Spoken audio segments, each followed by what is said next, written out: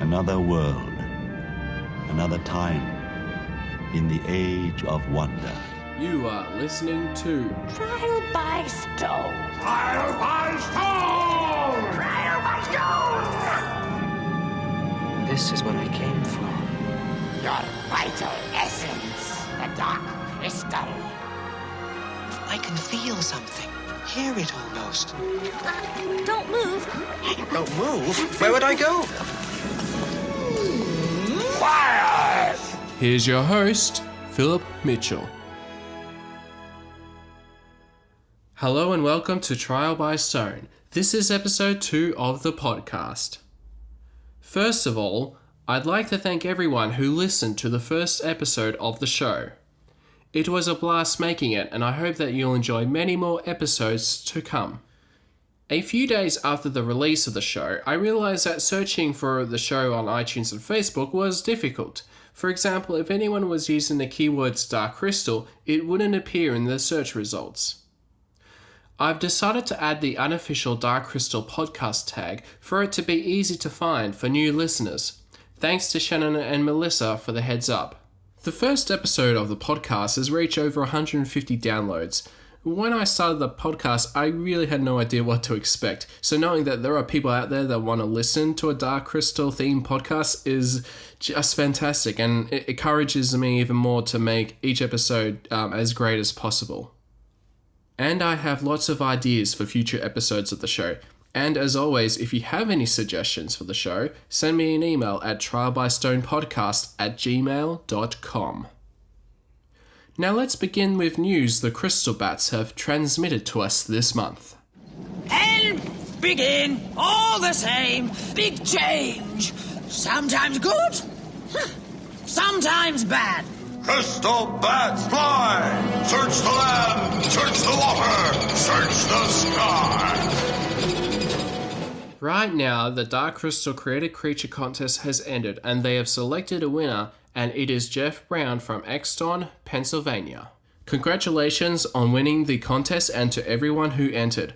I've had a look at some of the entries that were posted online, and they all looked fantastic. If only I had the artistic skills to pull off the caliber of work you all put through. This month's guest is Tim Clarke. He is a puppeteer, toy designer, sculptor, and more.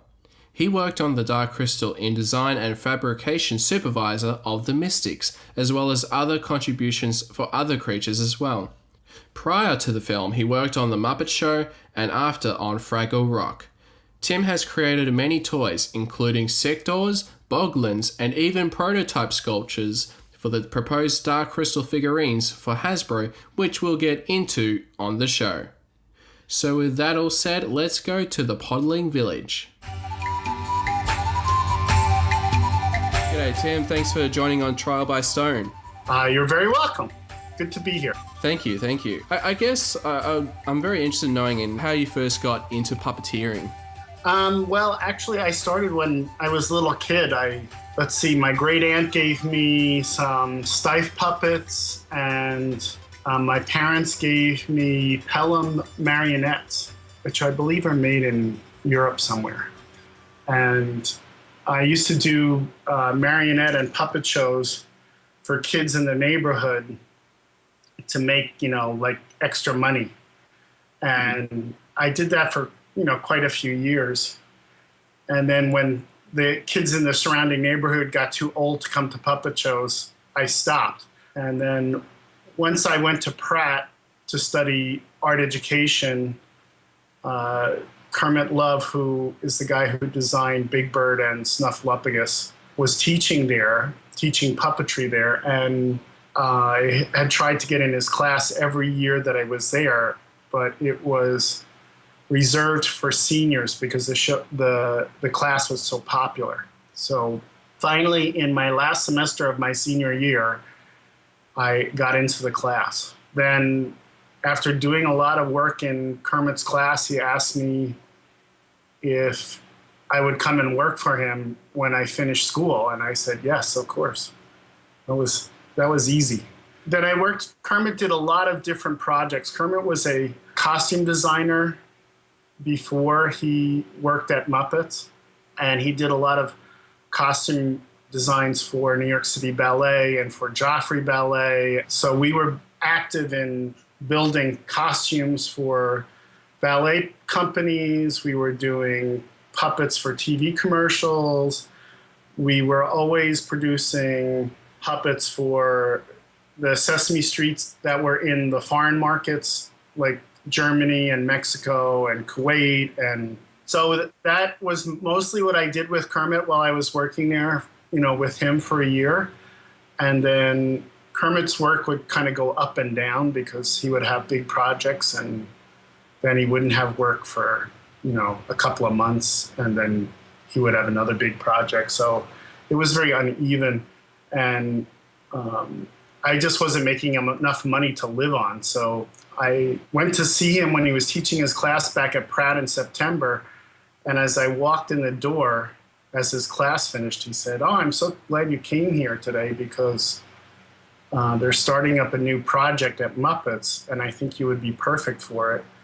I want you to go up and interview with Jim next Thursday." And I was like, wow, I didn't even get the words out of my mouth to ask him if I could have a recommendation to go there. It was as if he was reading my mind. So I then gathered up all the puppets I had been doing, which I'm hoping I actually found the old slides of all the puppets I had made while I was at Pratt and while I was working at Kermit's studio.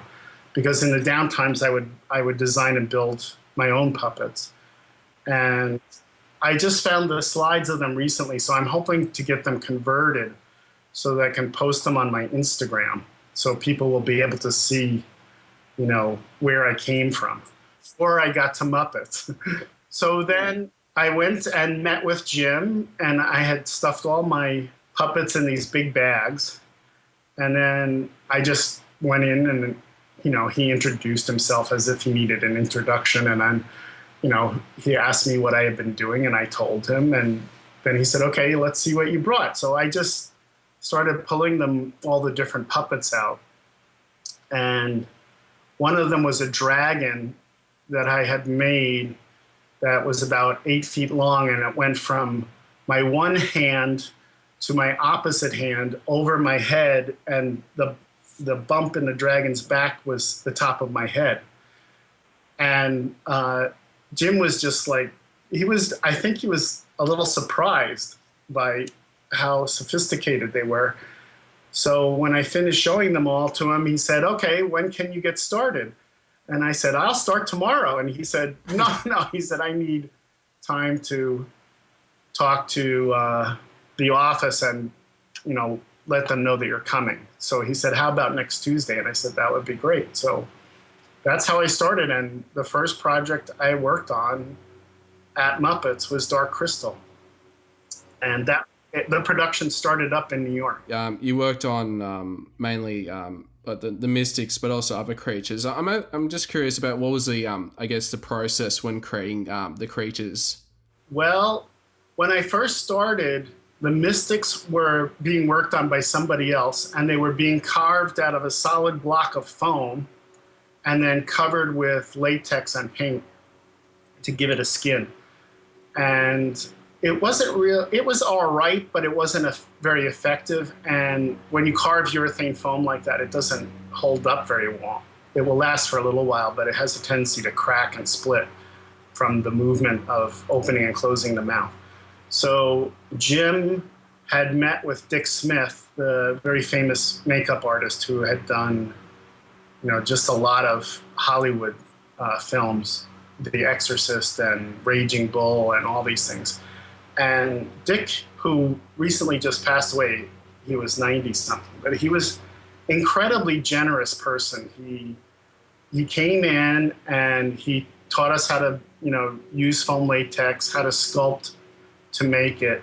And that was the beginning of using foam latex to make puppets. And Dark Crystal was the first film to ever use that process to build puppets instead of using it as a makeup appliance. So then we switched from carving out of foam to sculpting out of clay and making plaster molds and casting the foam latex in the plaster molds.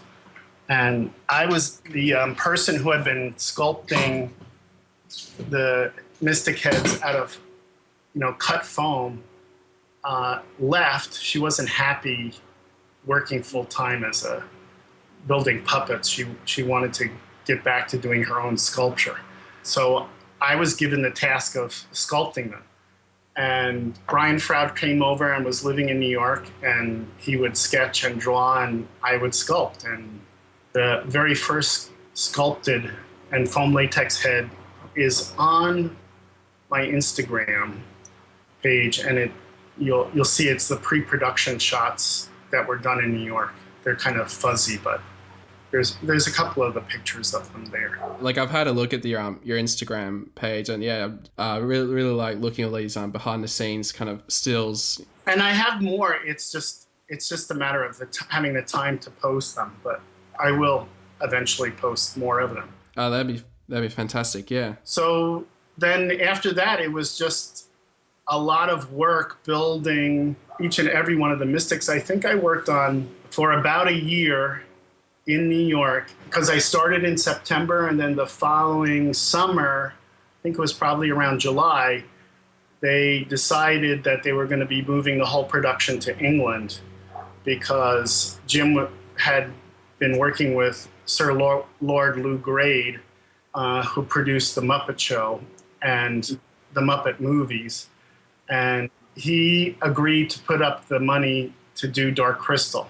And in between working on stuff for Dark Crystal, I was also working on puppets for Muppet Show, because that was already being done in England.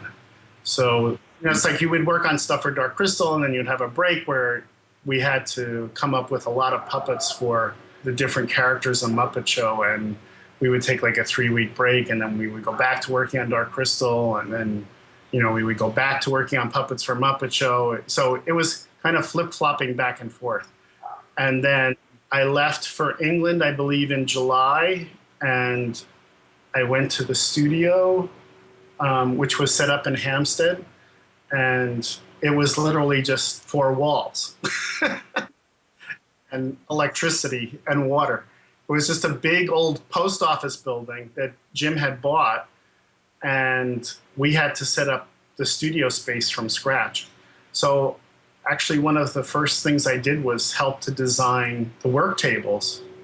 And we created a flexible space format, because all the tables were on wheels that had lockdown casters. So you could lift the table up and move it, or then lower it, and it would be back on 4 legs, so it had really good stability. And that way we could, as we were working on different characters, depending on the size of those characters, we could use the space differently in the workshop. If one group, like say the Skeksis people or the Gartham people, needed more room, we could shift the tables around to give them space to work. So it worked out really well. It was a great working space and beautiful skylights, and it was a joy to work there. Yeah, I can definitely imagine. Yeah, just working within that world. That's, I guess, never been seen. It was all created by Brian, Jim, and yourself as well to create the world. And yeah, like I've recently been I watched it as probably a couple of weeks ago on the Blu-ray, and every viewing I notice something different, or see things in the background and all that kind of stuff. Yeah, so yes, and it's unfortunate because the movie was actually shot with a lot of heavy gels, different colored gels to kind of create a mood, and a lot of the detail that was put into the characters was lost because of that. A lot of people who afterwards would see the puppets in an exhibit in a museum were just astounded at the detail that was in there. It just didn't show up on the film, unfortunately. I was a little disappointed actually when I saw the movie. I was like, because we spent so much time and work, putting in these minute details, from even the beads on the Mystic's clothing were all handmade, out of clay and hand painted, All their costumes were hand painted. Everything, every single thing about them was handmade. And the same thing is true with, the characters in the sets that moved. Like every single thing was handmade. And just, put a lot of attention to detail, a lot more detail than what was shown on the film. Yes. Yeah, definitely. Yeah. And like how many, like, I know like in the film you had 10 mystics and 10 Skeksis. So was it actually 10 mystics were all created, or was it just like, you had a couple of mystics and you just had 10, different heads that you sort of... No, actually there were 20 made as a backup in case something went wrong. Because if one of them got too close to a hot lamp or something, a hot light on set, and, had gotten, burnt, or, if a piece of the costuming pulled off or ripped, they didn't have time to stop and like sit there and wait for you to repair stuff. So there were doubles of every single character. And I think that was true on almost all the major characters, certainly not the background pieces. So there were doubles of the Skeksis, there were doubles. I mean, in some cases, I think there were probably triples of the Skeksis, because some were walk-around costumes, some were built for puppeteering from underneath with cables. So all of the mystics had people in them. They didn't need to have separate, just hand puppet versions. The same thing with Jen and Kira. There were Kieran Shaw, who was tiny and well-proportioned, guy, was used for long shots of Jen running. Yeah, definitely. And those were the shots that sort of like made me believe in the whole world even more. Just seeing didn't have that puppet like, movement or anything like that with those wide shots. Right. And actually Jim was kind of hesitant to do that. He really wanted to try and make a running puppet. But, they tried a couple of models and they could just never get it to be quite believable. Of course, now you could do it with green screen technology or chroma key has advanced a great deal since Dark Crystal was done, so it would have been a lot easier. And I guess like out of all the mystics, do you have a favorite mystic out of all your creations? Well, it's interesting because like all of the mystics were given names after the movie was done. So to me, they were all, it was all just the mystics, and they didn't have all these like Ur-Ra names and whatever. It's like it's like I don't even know all of them, their proper names, but like we would call one the Weaver, or one Jen's Master, or the Sand Painter. Yeah, just based on what they were doing. Yeah. Then that they were done by names. And the sculpt I liked the most was probably after the master who died at the beginning of the movie. After he was gone, the next mystic in line, who was Jen's Master, was probably my favorite. And what was like the other creatures that you designed on the film? Well, there's a lot. I was asked to do a lot of the pod people, but they said my pod people were too ugly, so they made those the slaves. And then I worked on the crystal bats, because their wings all had to be hand carved out of balsa wood so that they would be light. They were all radio controlled. I worked on the Land Strider. I helped to build the mechanism when his, like spear comes shooting out of the front of his head. I helped to design and develop that. And then some of the other, woodland creatures, everybody had a hand in doing those, because if you came up with kind of a weird idea of how to move a puppet, it was like, okay, yeah, throw it in there. It's like you could come up with something neat and different. There's a great little video on the making of Dark Crystal that shows Fozzicus using a rod puppet and a can of air to make the wings move. And Foz was just brilliant at doing these amazingly either incredibly complex complex mechanisms that you couldn't figure out how they worked, or doing things that were incredibly simple, like using a can of air to make something move. And Foz was a big influence on how I learned to build and design puppets. He was just incredibly smart and had an amazingly varied background. His father was the last pipe organ builder in the US, and he learned how to build every station of a pipe organ because he had to know how to do all the parts if he was going to run the company. Unfortunately, after he came out of the war, the company had closed because there just wasn't any need for pipe organs anymore. Everything had been, changed over to electronics or electric organs. And then when he came out of the war, he started working for Bill Baird, who had did marionette shows live in New York, but also did a lot of television and film. He's probably best known for doing the goat herd marionettes in The Sound of Music. And Foz started building marionettes with Bill Baird. And he also had this incredible fascination with radio-controlled airplanes. So he kind of combined all of these things, from building marionettes to building pipe organs to building, radio-controlled airplanes, into making these amazing mechanisms for the Muppets. And just like one of the really simple things that Foz came up with that people always wonder, well, how did they get the Muppets to ride bicycles and Great Muppet Caper? And he simply made the bicycle. He made a one-gear bicycle so that when the rear wheel moved, the pedals moved. He attached Kermit's feet to the pedals. So as the bicycle rolled, his feet would go up and down.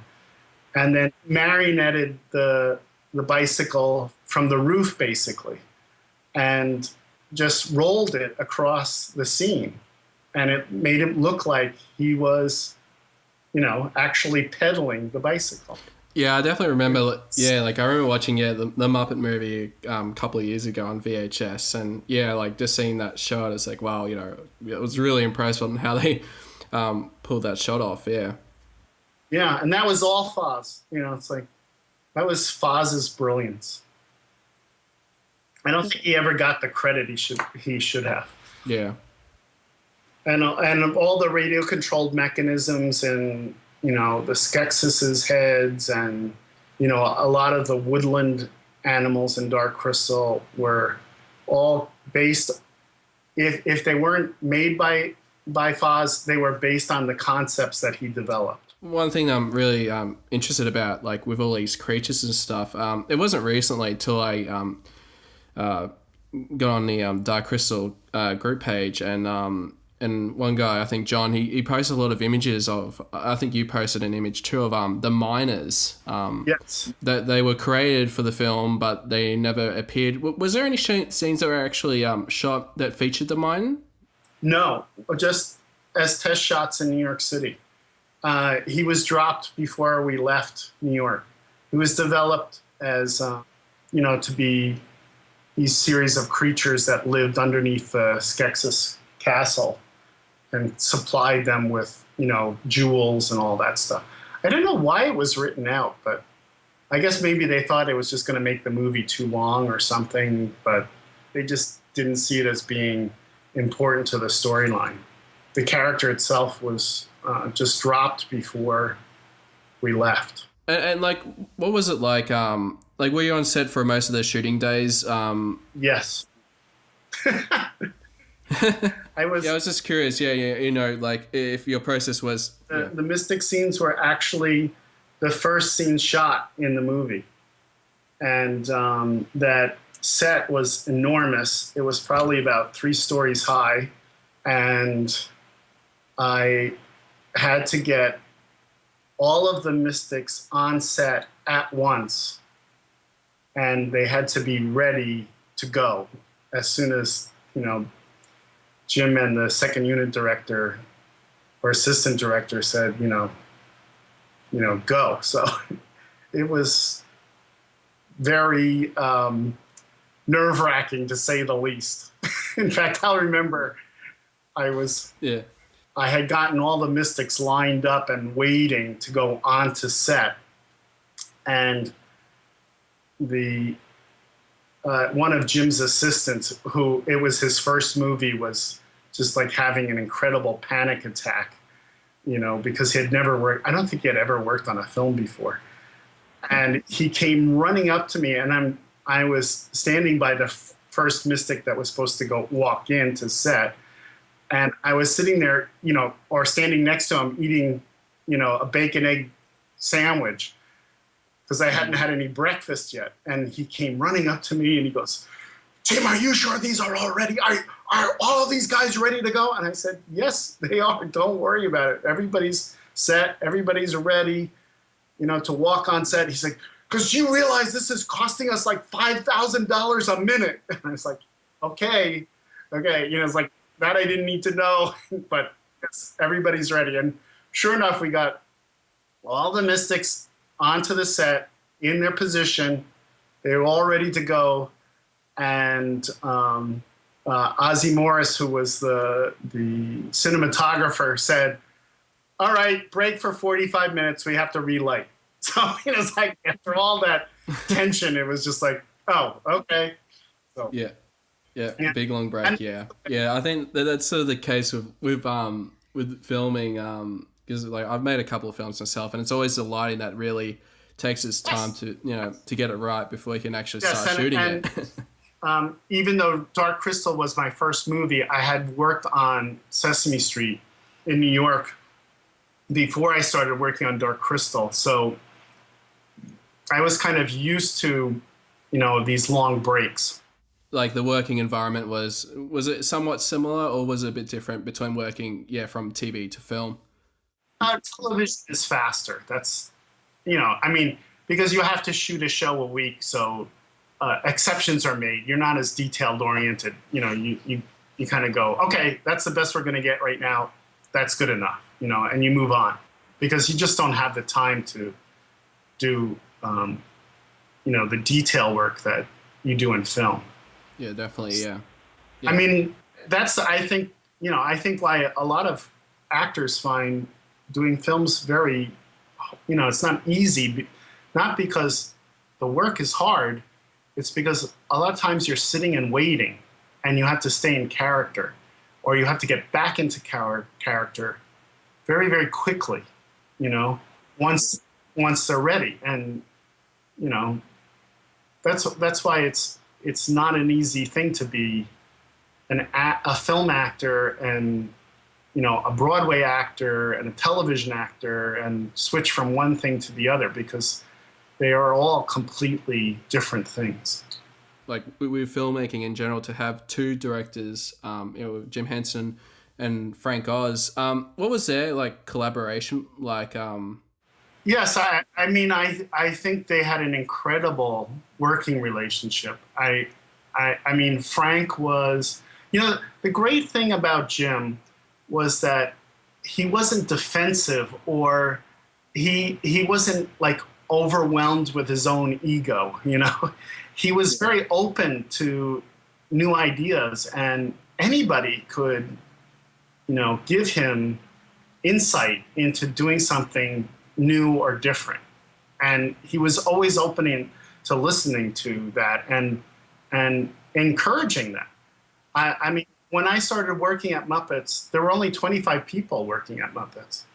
And we were heavily involved in the script writing for Dark Crystal at the very beginning. So a lot of, even myself, I had input into kind of some of the storyline and how it was written, which was, incredible when you think about it. I was 22, 23 years old, and here I was helping to, not only build this movie, but advance the storyline. Okay. So, I think that was a very rare thing. And probably why, first of all, Jim and Frank had worked for many years together and were very close. And I know their chauffeur, who used to drive them to work to Muppet Show every morning, said there were a lot of times where they would talk to each other as Ernie and Bert in the back of the car. And, they would start making jokes and, doing all these silly things. And the chauffeur said one time he started laughing so hard, he started crying and he couldn't see. So he had to pull off the road to kind of like compose himself and clear his eyes and stuff, and then, be able to drive on.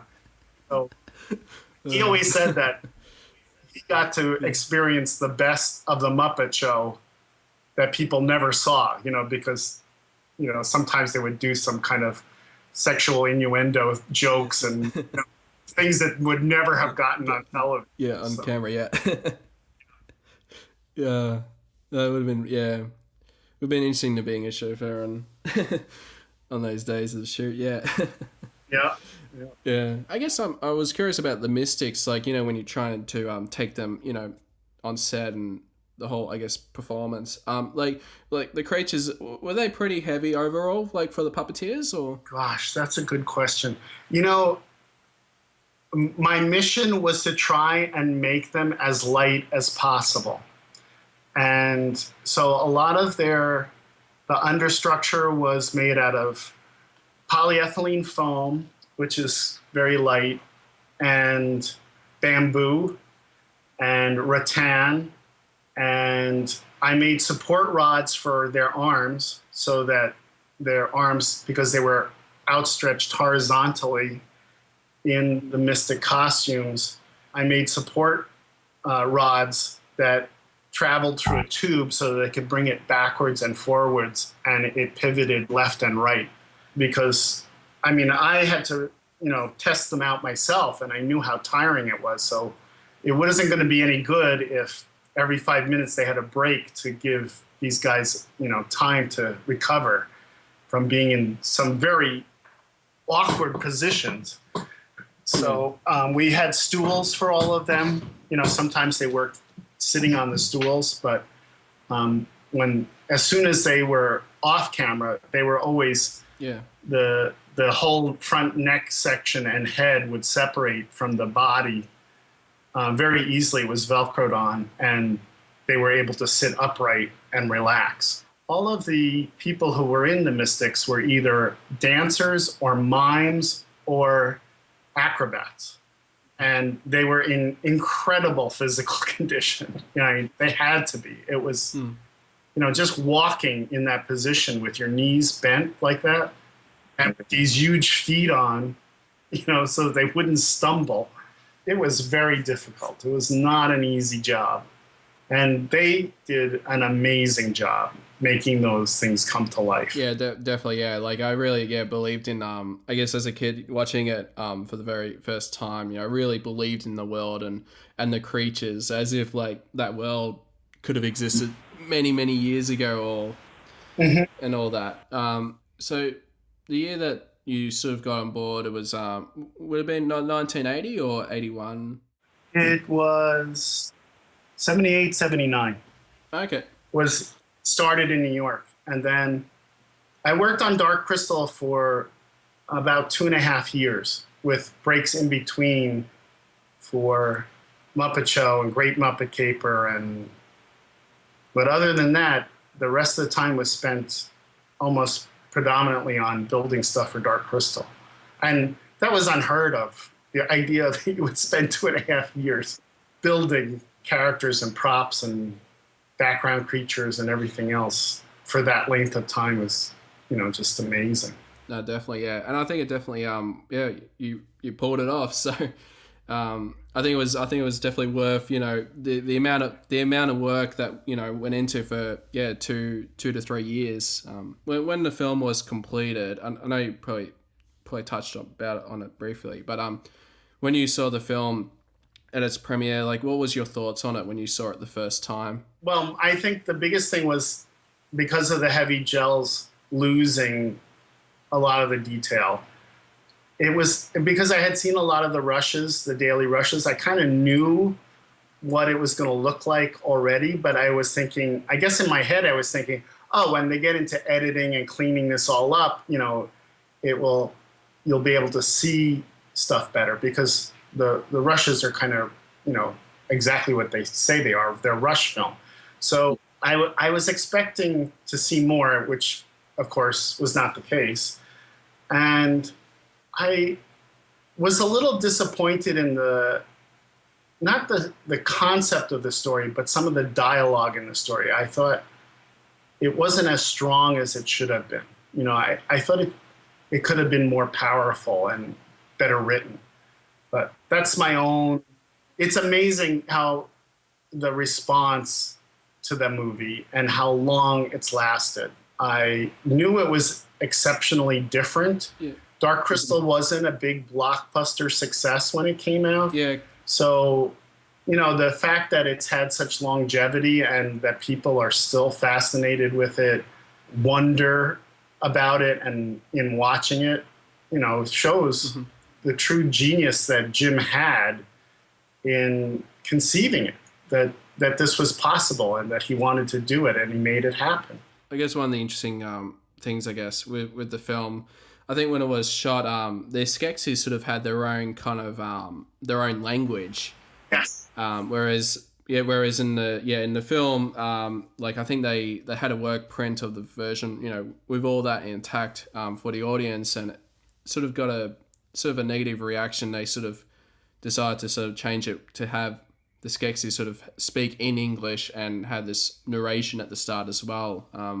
Right, because I think the original, and I think somebody has posted segments or something on YouTube of the original dialogue, and that it was going to be done with subtitles.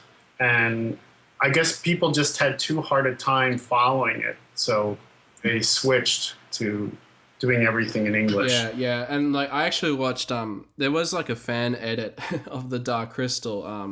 It was done by Chris from the US, and when I watched his fan edit, I think the interesting thing that I kind of realized even more so when after I watched it was how visually the whole movie is. Even without the narration or without knowing what the Skeksis were saying and all that. Yeah, you actually worked on the sculpts with the Dark Crystal figurines with Hasbro. How did that originally came about? The art director at Muppets in New York, when I came back from working on the movie, Hasbro had bought the license to do the toys for the film. So I was there in the city, and he asked me if I would sculpt the toys. And I think this was after I had been working on Fraggle Rock, because I think I had been put on freelance at that point. So I sculpted them in my studio at home, and then I went up to Hasbro when they were finished, and they were molded in silicone rubber molds, the sculpts were, and then they were cast in plaster, 2 sizes up. And then I had to finish the plasters to make them, as accurate as possible. And it was hard because, toys are very limited in production, mold pieces. It gets very expensive if the more pieces you have. So they wanted everything to break in half. So you have to sculpt to the parting line, which means you end up losing a lot of detail. I think the Gartham came out really good. The Mystics are okay because of the parting line issue. And the Landstrider came out quite good too. But the Landstrider was easier to simplify as a form. Well, what was, I guess, unfortunately they didn't get made. Was it just something that Hasbro just didn't thought it would be marketable at the end, or? No, what happened was they went to Toy Fair with it. They invited me to Toy Fair. I was there for the opening. During Toy Fair, I guess the movie was released, or some of the executives at Hasbro saw the movie and then suddenly realized that it was way too scary for little kids. And they didn't see the potential in an adult market buying these things as, collectibles. Yeah. So they just dropped the whole line. That was it. Boom, gone. I have some of the production samples, but the whole line was just dropped. Yeah, it was really, really disappointing. And I guess because I would imagine, had I had these Dark Crystal figurines, I probably would have done crossover stories with Dark Crystal and Star Wars, and yeah, that would have been a lot of fun. Yeah, it's true. Yeah, and I guess it has been interesting that there hasn't been a lot of merchandise for the Dark Crystal. Well, some of the collectible companies have done resin figurines. Some of them are really good. When I was in Los Angeles, George Gaspar had sculpted one of the Gartham, and it was superb for, I can't remember which company it was, Sideshow or something like that did. And there's been several small runs of collectible figurines, and as far as I know, they sold well, but it's really, you have to have those toys be launched with the film to be successful. And I guess it wasn't till much later over time that I guess when it came on video, and I guess a lot more people sort of discovered it, and I guess you had the whole showing it to the next generation of of fans and all that kind of stuff sort of. Oh, definitely. It's been a lot more profitable through video and DVD sales than it was when it was released as a film. After you finished working on the film, you were still working with the Hensons? I had worked on Fraggle Rock. I built Traveling Matt, and I built Jane Gutnick and I built all the radio-controlled Fraggles that sing in the background, which that was a major challenge because those mechanisms were, I think, new to Fraggle Rock.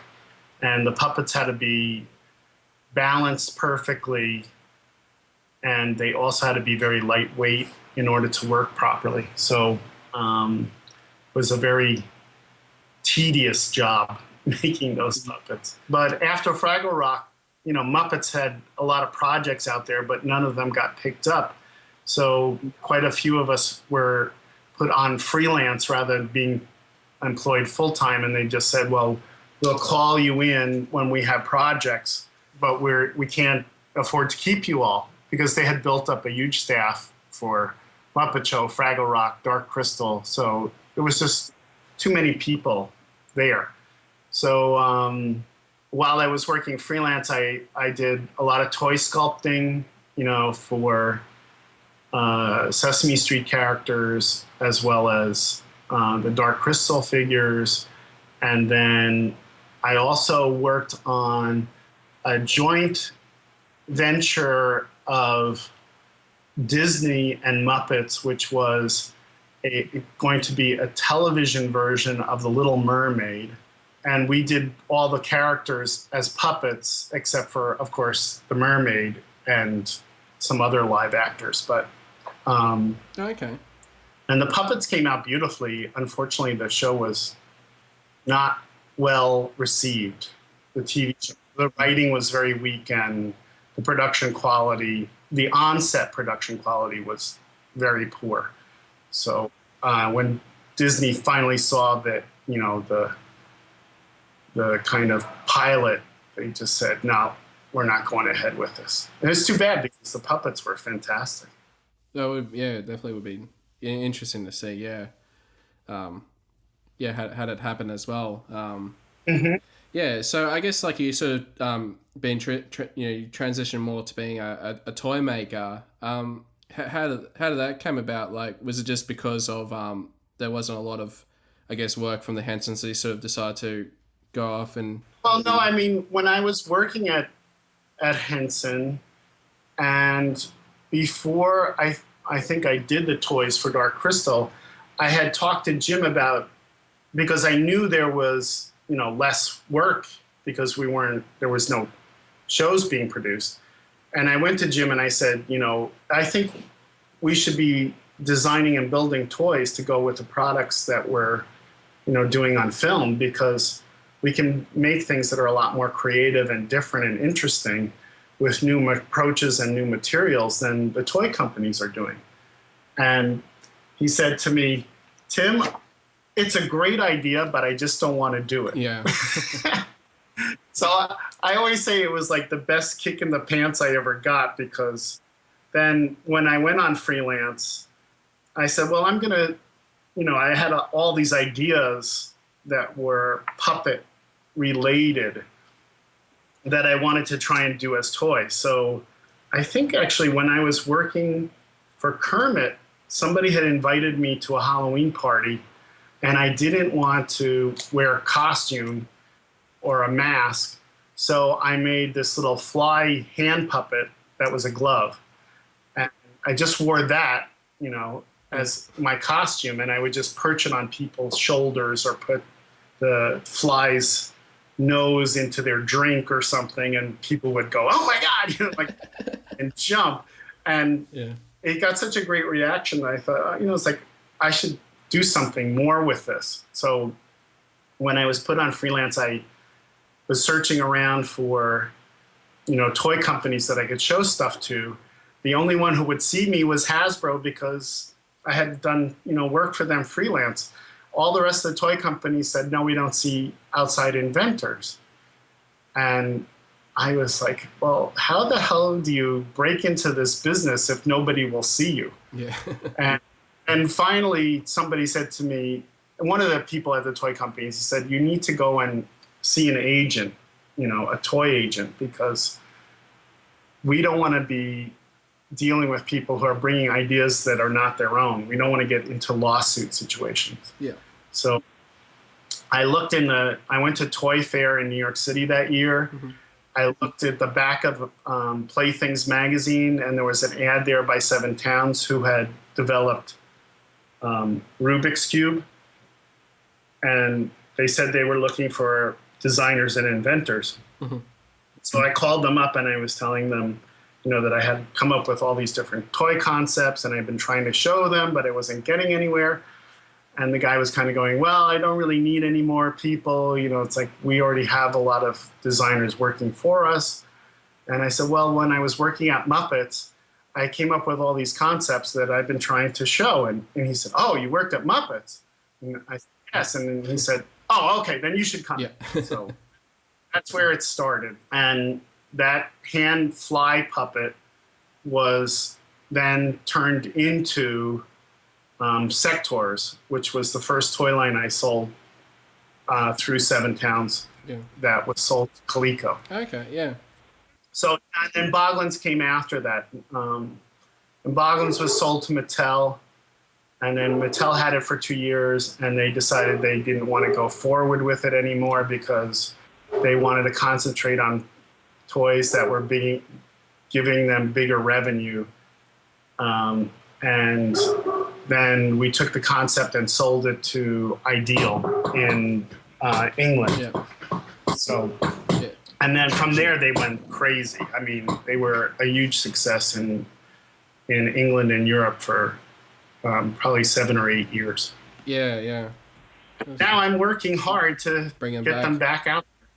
Yeah, yeah. It's we have 2 different toy companies who are interested, and so it's just hopefully just a matter of time before something comes to fruition. Yeah, no, I definitely would love to see them back, and just see them, just myself. That'd be awesome if it come to fruition. Yeah, because if I don't get them out there soon, it's like everybody's ripping them off right and left anyway. So, it's like I have to get Boglins out there just to reestablish, the brand that they were first. Yes, yeah, absolutely. Yeah. How can people find you on Instagram or Twitter or Facebook? I'm not on Twitter. Instagram, it's Tim Clarke Toys. Clark has an E at the end. Yep. On Tumblr, it's the same. I have a website which has the new designer toys and collectible toys I've been working on, Totems. That's www.totems.com. TOTIMS. It's .com. It's a play on my name. And the totems are like totem poles, but a lot more grotesque, to say the least. And I have another website, which is called www.drphin, drfin.com, which is dedicated to a lot of the hand puppets I have designed for toy companies, as well as more recent hand puppets that I have created. And the totems and the hand puppets are available for purchase on those websites. Oh, and the other thing is I'm going to be at New York Comic Con. I'm going to be in New York at that time for New York Comic Con. I will be at the Clutter booth showing the new totems, as well as some new things that I'm doing, that I can't talk about yet. And I'll be doing signings of posters and artwork, original art, and some sculpts and all that kind of thing on the Saturday of Comic-Con. And then I will be at Designer Con in Pasadena in November, out in California. And I'll be at the Toy Art Gallery booth for that show, doing the same. So I'm there's never a dull moment.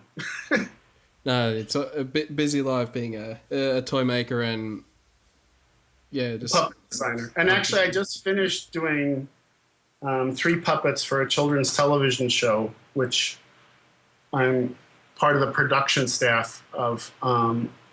And we are going into rehearsals in September, the end of September, and we'll be shooting the pilot in the end of October. So, yeah, it's like I got my hands in a lot of different venues, that's for sure. Yeah, definitely. Yeah. A lot on your plate. Yeah. All right, cool. All right, thanks for being part of the show, and and thanks, so much for your work and your contributions to the Dark Crystal and everything that you do. Always excited to see, what you'll be doing next and all that. So thank you very much. Thank you, and good luck with your podcast and your ventures in filmmaking. Cool. Thanks, Tim. Appreciate it. Yeah. You've already taken too long, Gelfling. Hurry! At last, the crystal calls. It is time to return to the castle. The crystal calls! To the crystal chamber!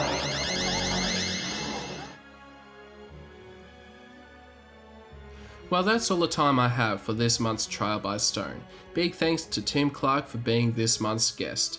If you want to contact myself about the show, send me an email at trialbystonepodcast@gmail.com.